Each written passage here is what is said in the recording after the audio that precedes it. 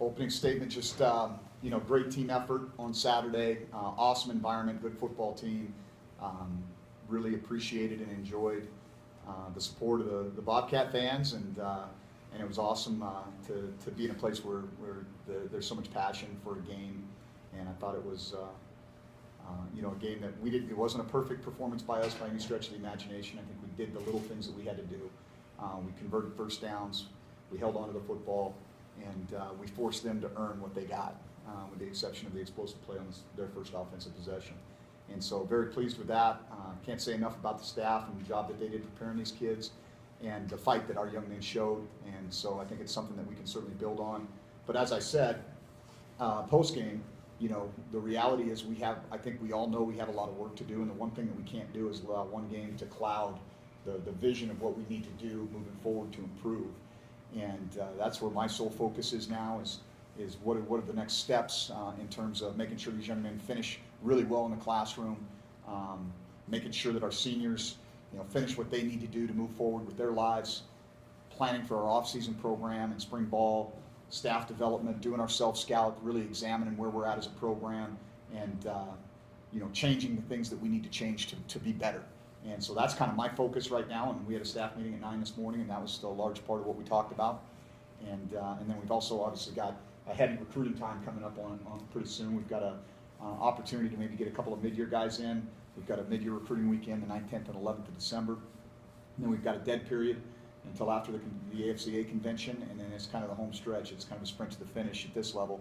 You basically get 3 weeks to wrap it up. And so the good news is I think we've done a really nice job, Coach Petrie and the other assistant coaches, in formulating a very good plan, identifying guys early, getting commitments. We do not have a large senior class, and so I think that helps us in terms of being able to be very disciplined in some of the decisions that we need to make to improve. And I'm excited about this next step.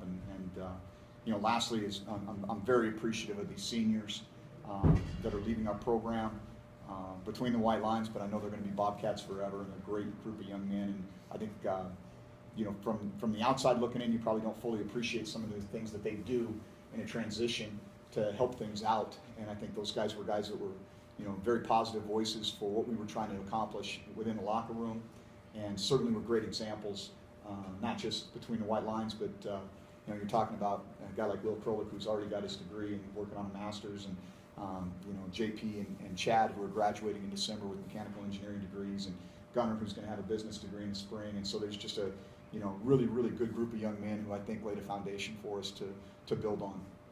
What are the biggest things you want to accomplish in the offseason?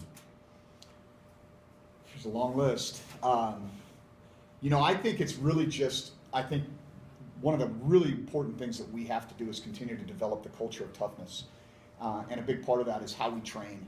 And so from a specific standpoint in our training, I think we have got to develop better lower body strength. I think that's one of the things that just stood out to me very clearly, usually midway through the third quarter of games, when we start kind of getting fatigued and we're missing tackles, we're not finishing plays, especially at or near the quarterback, not being able to break tackles or extend plays at times. And I think a lot of that has to do with lower body flexibility and lower body strength. And so that's going to be a huge point of emphasis for our program in the offseason.